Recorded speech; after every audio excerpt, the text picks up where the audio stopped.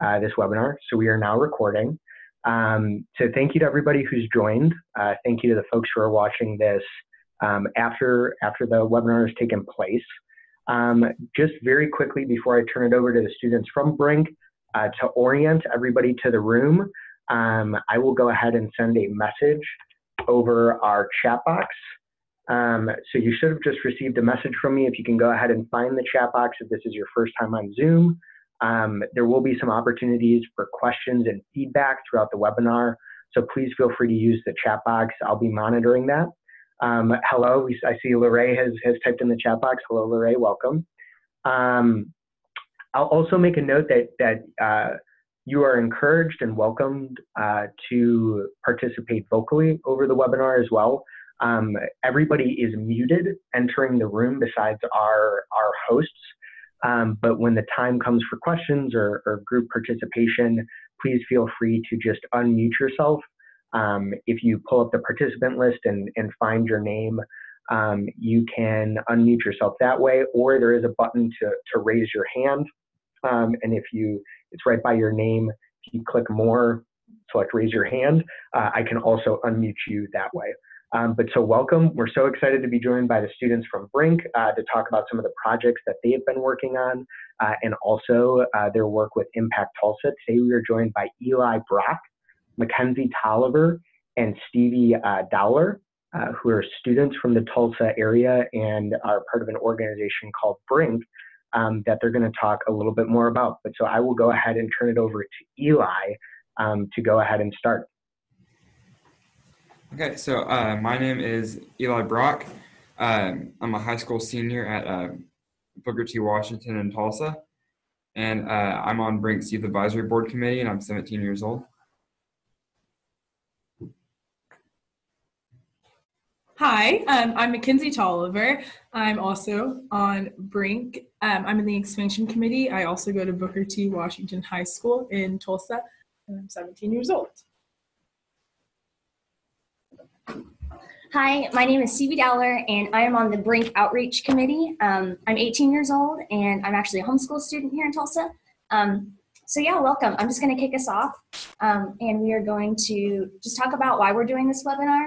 So basically, we want to tell you how we created Brink. It's a really great social enterprise and something that I think your networks could really benefit from.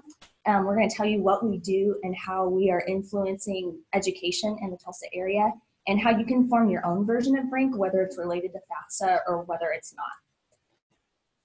So the first thing I'm going to talk about is Youth Philanthropy Initiative. Youth Philanthropy Initiative is a 3-year student-led program where two coaches, their names are Adam and Terry, and they choose 25 students from the Tulsa area to participate in this program, and we decide on a project that we believe is relevant to teens in our area. So 3 years ago, our group was formed. Adam and Terry chose 26 students, and we went through a 6-month process of deciding what we wanted to do. So Youth Philanthropy Initiative, as we were deciding what to do, we've been getting leadership lessons, philanthropy lessons, and we've been learning how to use our strengths and to actually present. And we are learning to better ourselves as we go into our college career. So as I touched on earlier, we went through a 6-month selection process. And what that consisted of was each month we broke up into committees and we chose different topics as individual committees to research. And then we presented to the group each month the pros and cons of the topic and what we thought that we could viably do to help it. And so we actually also created a criteria. So we said that it had to be something impacting teens in the Tulsa area. But now that we've worked with FAFSA, which is our project that we'll talk about later, we realize it is a nationwide issue, and that is why we're here talking to you today. And so we were partnered with Impact Tulsa. A couple years ago, when we were still choosing our project, Kathy Taylor came and spoke to us. She's the former director of Impact Tulsa and the former mayor of Tulsa. So we were really inspired by her speech, and we decided to partner with Impact Tulsa, and ultimately that's what we went with. So yeah, I'm going to turn it over to Brink's purpose. I'll talk about that for a second. We are a group of 25 teens who saw FAFSA as an issue in our area, and we decided that we needed to create these strategies and resources and calendars that Mackenzie's about to go over with you to help improve the FAFSA form fill-out rates in our area. So yeah, now we created this toolkit, and that's what I'm gonna turn it over to Mackenzie to talk about that. All right, so just a personal piece about YPI as well.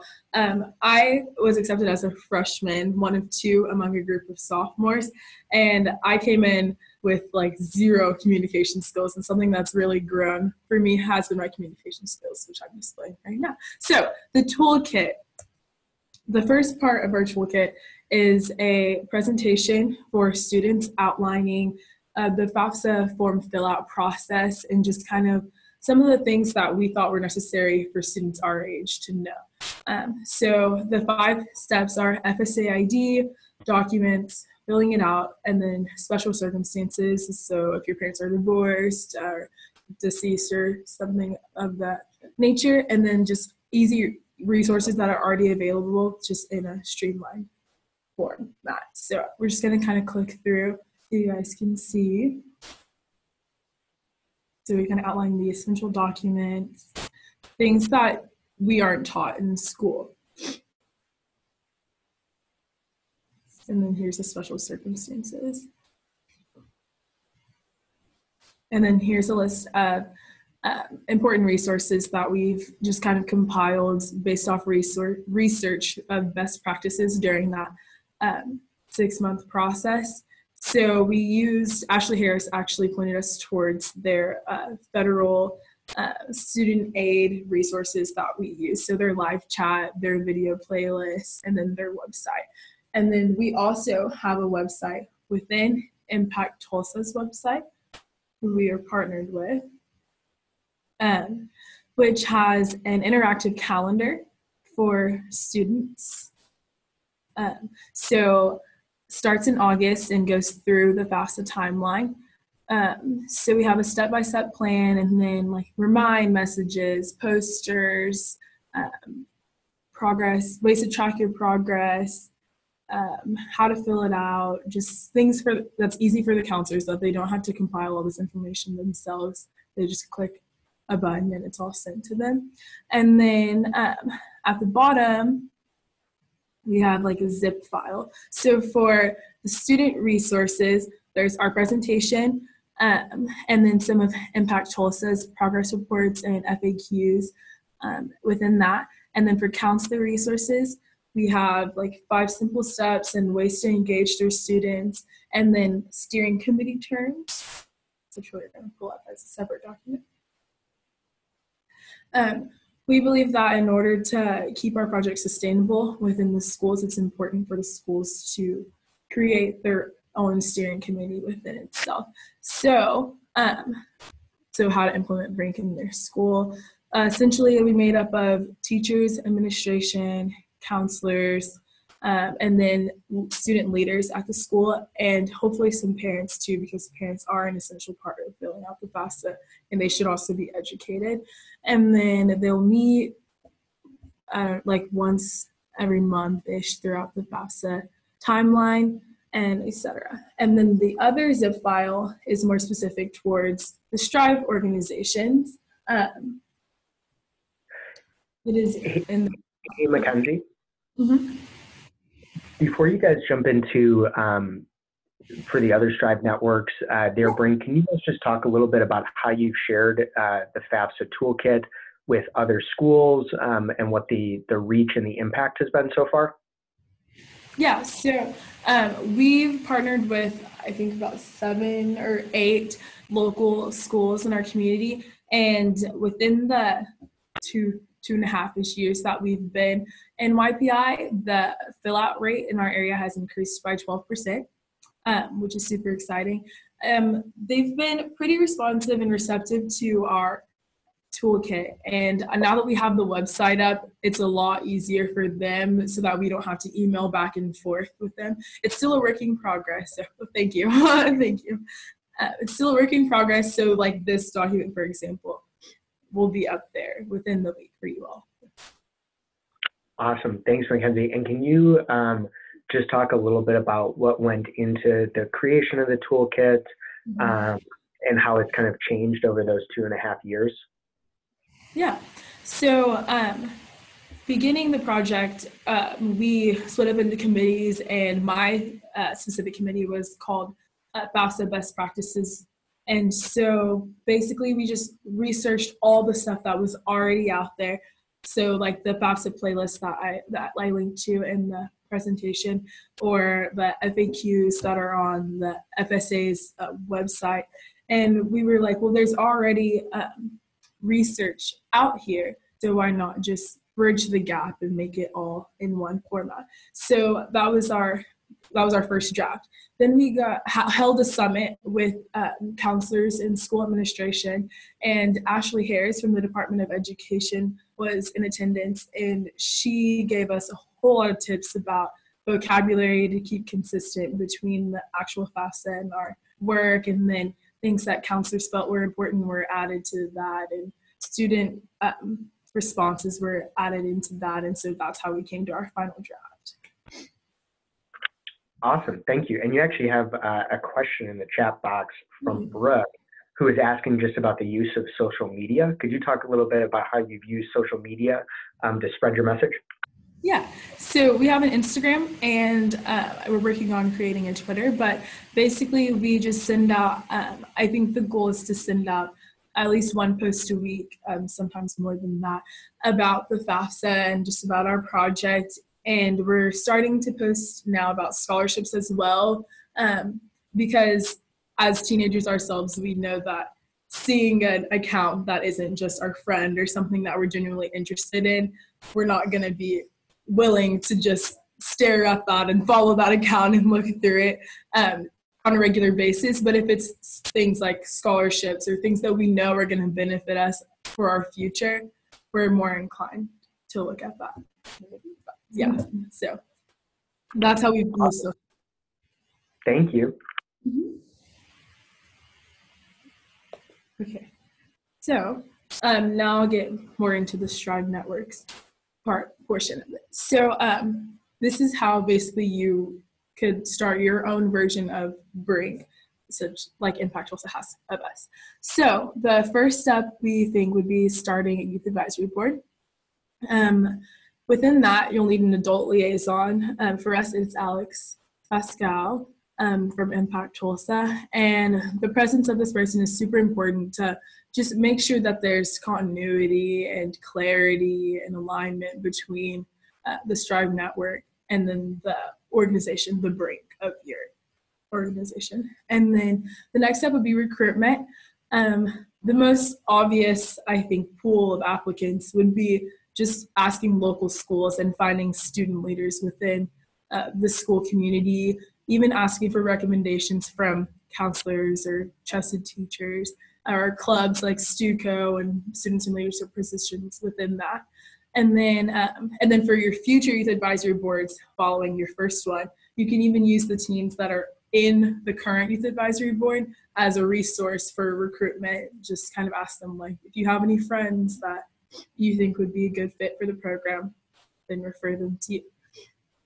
And then the next step is an orientation. That should be held at the beginning of the organization's youth advisory board year. And it's kind of an introduction between the youth and then the adult liaison. Ideally, it'd be held in the same location as your future meetings, just to keep familiarity with the work environment. And it should consist of icebreakers, an explanation of your purpose and what you expect from them, kind of define the relationship between you and the youth advisory board. And then following that, once everyone's acquainted to the situation, you would hold meetings. That's kind of up to your discretion how often you would like to meet. As YPI, we meet once a month for 6 hours during the school day, and then also on weekends for an hour, but it's kind of up to you. And then scroll down a bit.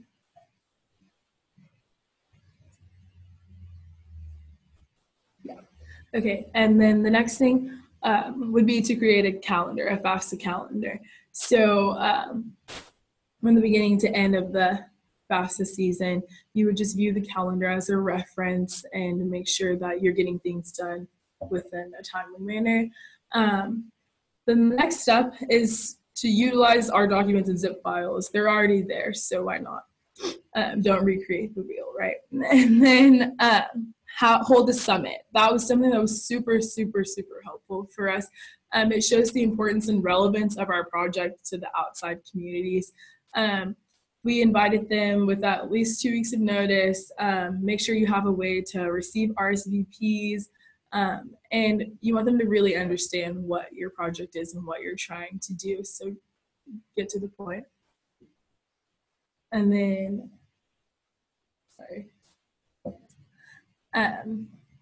explain why the FAFSA is important, because one of the major issues is just that people don't understand the reason why the FAFSA is important or even what it is to begin with.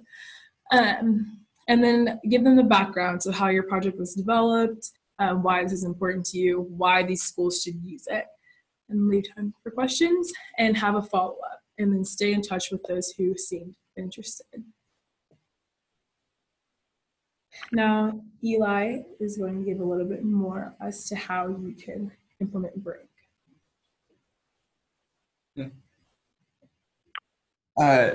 First of all, were there any questions about what Mackenzie just said that we should take right now?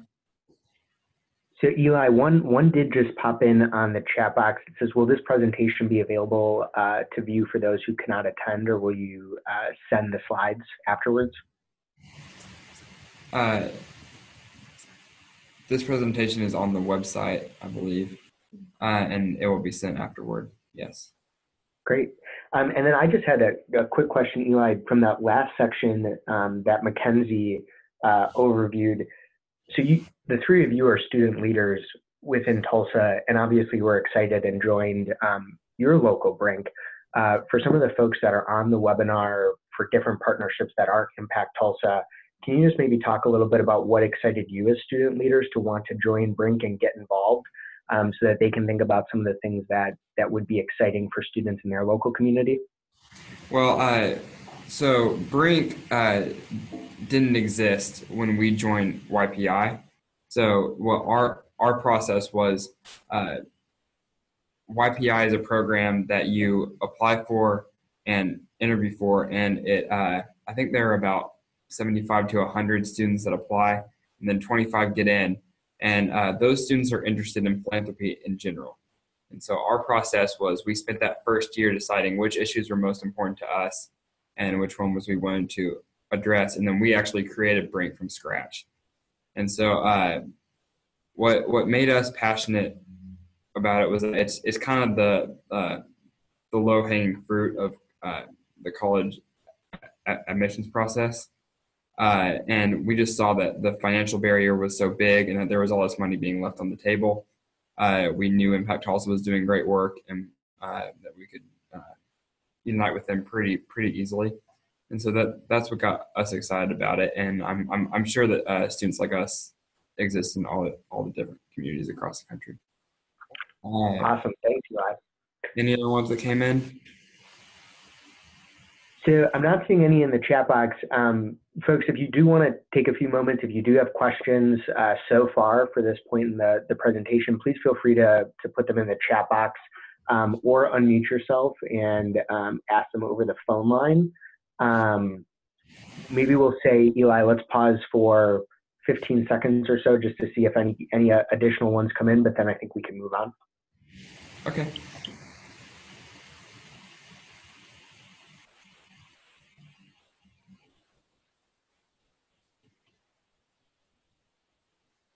So we just got one from Brooke. She says, is Brink used in any other ways to inform Impact Tulsa on youth issues? So any other things maybe besides FAFSA, Eli? Oh, so Brink is FAFSA specific. But yeah, so one thing that we've done and that we're doing now is we're working with the cohort in YPI below us who chose a different issue, and we're creating a youth advisory board for Impact. And that will kind of provide a youth voice in everything that Impact's doing in education, from reading to pre-K enrollment and high school graduation. So Brink is FAFSA specific, but we have done some work that will provide a youth input on other issues. Yes. Awesome. Thanks. Okay. So I'm gonna continue. So Brink, as it exists right now, the idea is that schools across the city and across districts are kind of have a consistent curriculum and how they're gonna approach the FAFSA. So as Mackenzie went over, we have a series of presentations and announcements and texts and all these different ways that we're trying to get the word out about FAFSA, and we're trying to get the more different mediums we're communicating this through, the more likely it is that any individual student will hear about it.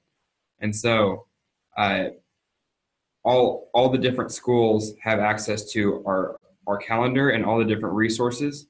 So if they're all doing the same things kind of at the same times, then that takes the work away from the counselors who already have a lot to do. And it also means that all the schools are kind of on the same page. And so when we have events like our summit, which was, I think, last fall, the schools are able to talk about what worked, what didn't, and make changes to the curriculum. It's also a great way to advertise for other schools to join the program. And so that's kind of the purpose of it, is to make it work easier on the counselors and create a more effective and more wide-ranging kind of FAFSA culture across several districts and several schools. And so that's something that we're working on now. We're also trying to work past the 6 or 7 schools that we're in currently, and we're trying to get in touch with other counselors. The Youth Advisory Board is probably the biggest part of our project right now. We have 6 students right now. We're working on getting 4 more. We've oriented the 6 that we have, and they're going to work with Impact on Brink first, but they're all looking to try to expand into other issues, and annual things like the summit, making changes to our curriculum, maybe going into schools and giving presentations, all those things that we do now when we graduate, which for most of us will be this year. The Youth Advisory Board kind of carries on our project. And if any of your local communities want to start up something like this, it will be the Youth Advisory Board that gets in touch with the schools and with the steering committees there, and actually is kind of the boots on the ground getting stuff done. Implementing Brink. So the first step is to find a way to create this Youth Advisory Board and have all the schools in your district create steering committees, which will be in touch with the Youth Advisory Board, attend summits, make sure everything's happening on time. The steps for implementation document that Mackenzie just put out will be available to all of you following the webinar. And so you can all get on that and refer to that information. We also have the resources and the calendar that we use for our schools on our website. And so you don't have to follow that exactly, but that's a great starting point. And if you're interested, please get in touch with us, brinktulsa@gmail.com, and we'll try to answer any questions you have and help you get started. And even beyond FAFSA, just having a youth voice in educational issues is really important. YPI for me has been really valuable. I came in, and I remember the first time I had to give a presentation, I was just shaking. And my second year, I was one of the 2 co-facilitators, which means I kind of went up and led all the meetings and stuff. And like that just gave me so much confidence for being able to speak in public, for being able to work in teams. And I know me and everyone else who graduates from this program is going to be prepared to be a great citizen and a great philanthropist in their communities. And being able to cultivate those kind of philanthropists as youth is really important. And so I would really encourage you all to implement Brink or something like it in your local organizations. Yeah. Are there any questions? Awesome. Thanks so much, Eli. And I will echo that the three of you have done such a fantastic job presenting here today. And so thank you so much for that. So please utilize the chat box or feel free to hop over on the phone line to ask questions. We did just have our first one come in from Jennifer. So she's just curious if you guys could maybe go back and just cover a little bit deeper how you reach out to students to engage with the advisory board.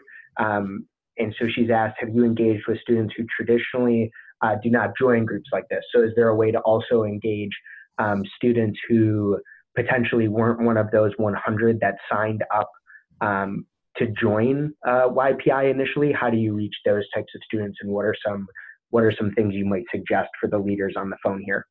Yeah. Should I take that one, and you guys? Yeah, I'll pull up the steps for today. So let's see. Can we pull up the chat box as well so I can read the question? Okay, so cohort 10. So we're the 9th cohort of YPI. We chose FAFSA. Cohort 10, the cohort 1 class below us, creating youth advisory boards for local nonprofits is actually their project. So we partnered with them. And so they have a system where they go into local schools, they give resources to the counselors and the teachers there. And I'm not very familiar with their process, but we use their recruitment strategy to get the students for our advisory board. And I don't know how well they're doing engaging with the students who might not be the type A's or traditionally getting engaged with groups like this. But so I can't really answer that part of the question because that would probably be better directed towards them. But yeah, so far the recruitment has been a learning process, but we've gotten a pretty good group of students, we think. Hey Eli, when folks reach out to you over email, would they be able to also, through that emailing your Brink Gmail, could you also connect them with Cohort 10? And put your heads together with Cohort 10 so that they can also capture some of the learnings from that group? Absolutely, yeah. Great. And then do you guys see on your end, we had another question come in from Brooke.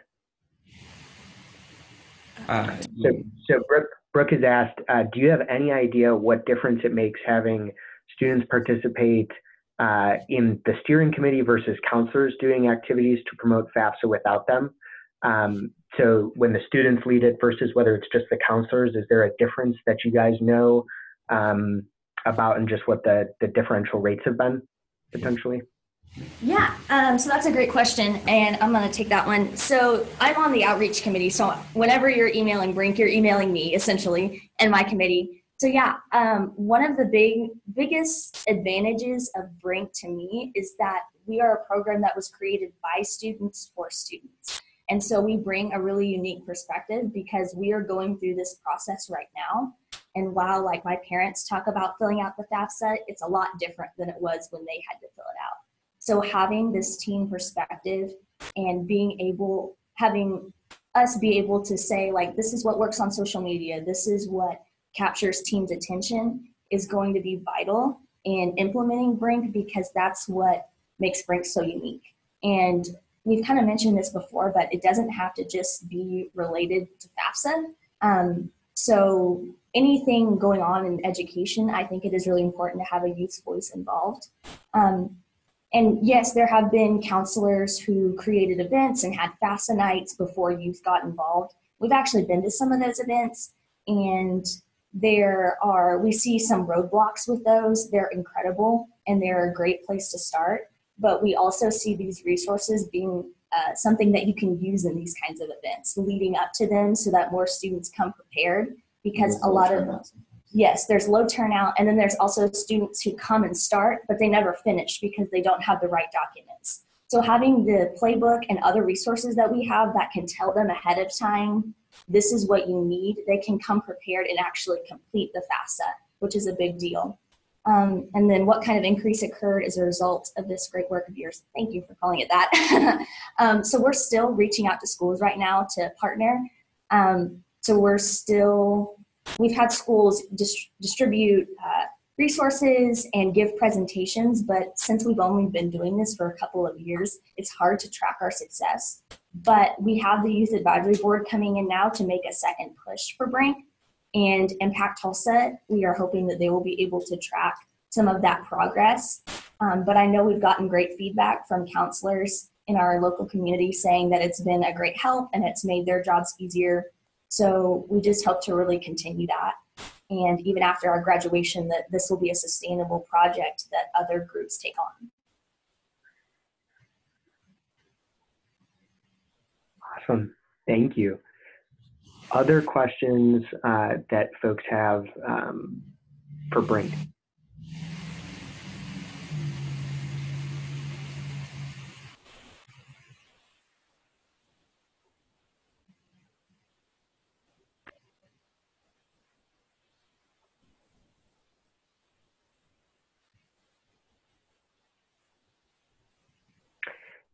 Can you guys just talk a little bit more about the continued relationship with Impact Tulsa and where you see it going from there?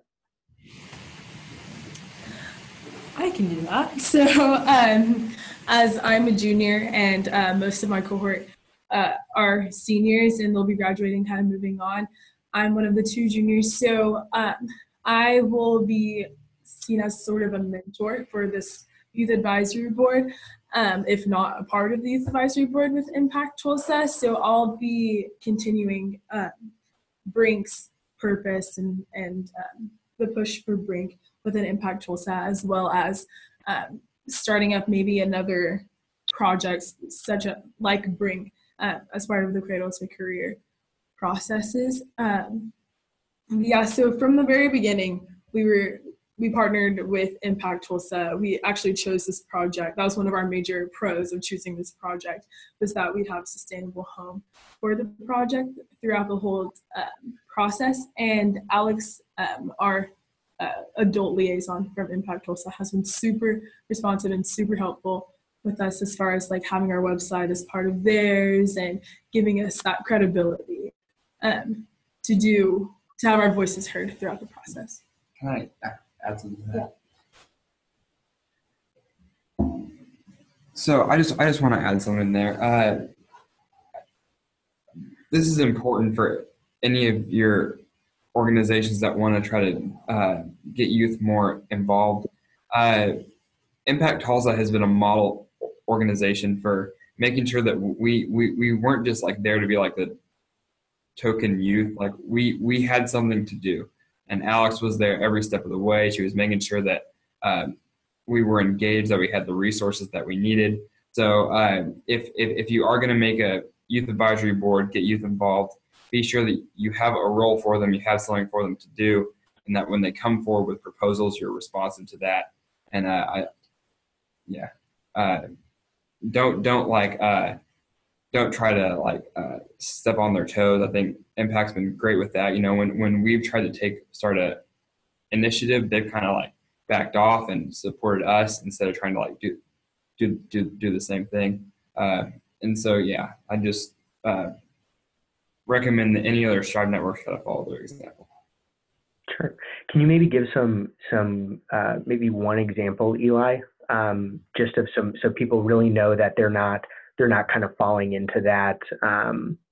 They're not making potential students in their local communities feel like they're just engaging them for engagement's sake. Like, give them tangible things to do, but can you maybe give a more targeted example?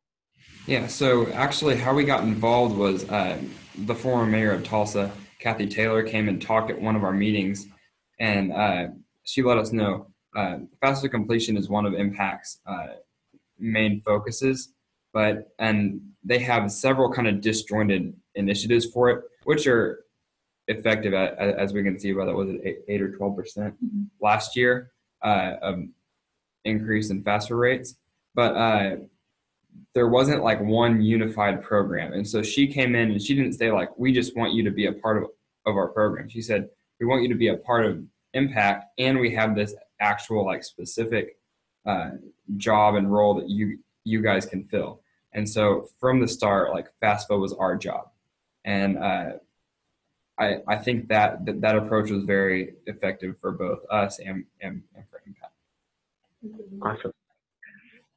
Oh yeah, and also we're invited to the quarterly impact community report. So we'll have about 5 people from our cohort show up to each one of those. So we're at the actual meetings as well. Awesome. Thank you. So we had a question come in from Deborah who says, and you've kind of answered this a little bit in that last excerpt that you just shared, but I'll read the full question. What recommendations do you have for adult allies who work with you and other young people? And what support have you found most helpful? I think adults sometimes need training to make sure we are truly working in partnership. And I'd echo that, right, Deborah? And I would say that, so if you could maybe just expand, Eli, and talk too about, for some of these organizations, what is going to be the best way they can get some help and support in reaching out to youth in a really thoughtful and engaging way.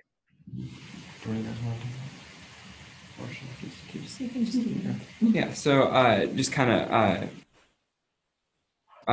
to echo what I've talked about, the important thing is to first have a specific role that you want the youth to fill, and second, figure out, so you can just have the youth do what the adults do, which is a great experience. Something that YPI says is that, like, we all have our own projects, but we are kind of the project. Being able to get these experiences at a young age make us more effective citizens when we grow up. But being able to find the areas where youth can bring a different perspective than adults, and where we have experiences that adults don't, I think is so. Find areas like that, and then get the perspective of the students that are involved in those areas. So, like FAFSA, for example, these FAFSA nights that we went to, sometimes there'd be like 2 students over the whole district that actually showed up, because the methods they were using to advertisement weren't hitting home. And we're able to kind of be more perceptive and have a more natural feel for how to get in touch with the students. And so obviously allowing youth to be a part of your organization is a learning experience for the youth, but it can also be a real asset. And so I think as adults, the way that you should approach it is, how can they actually help us? What are things that they see from a different perspective than we do? And so I think that's the best advice I could give. Great, thank you guys. Any other questions for Eli, Mackenzie, or Stevie before we end for today?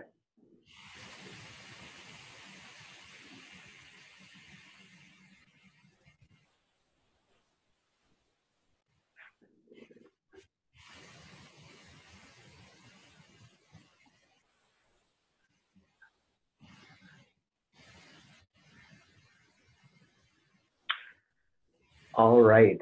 Well, thank you guys so much, Eli, Mackenzie, and Stevie. It's been so fantastic to have you guys join us. And thank you for all the work that you guys put into this presentation. And I know there is a follow-up email that will go out. Can you guys just recap really quickly for the folks on the phone what's going to go out in the follow-up email, just so that folks are aware and they know exactly what's coming, just so that if in case there's anything that's missing, we can make sure to add it in? Yeah, so in the follow-up email, we'll send out kind of a survey just so that we get a feel for what you guys got out of this webinar, or any improvements that you think we can make to our project in the future. And then along with that, we will send out a link to the steps for implementation and our website, which the steps for implementation will be on the website within the week. So either way, we'll get that to you. And then a link to our FAFSA playbook, so the presentation that's for students, and then kind of some FAQs that typically come up. And we'll get them in touch with Cohort. Oh yeah, and then it'll come from our email, so you can email us back, and if you need to get in touch with Cohort 10 specifically, the cohort that has youth advisory board with Impact Tulsa, we can do that too. Awesome. And can if they email you, can they also get in touch with Youth Philanthropy Initiative as well? I think, did you guys have their website on one of your slides? Yeah, yes. And I can link to that as well, but they also have the password to our email as well, and they monitor that too. So. Awesome. Cool. Well, thank you guys so much. Thank you to everybody who joined us. You heard it. If you have questions or any follow-up, you can reach out to the folks at Brink directly. Thank you guys so much. This was fantastic, and I think this definitely gave a lot of our partnerships a lot to think about. And so I'm sure you will be hearing from many of them. Thank you guys so much. Thank you so much. All right. Bye, everyone.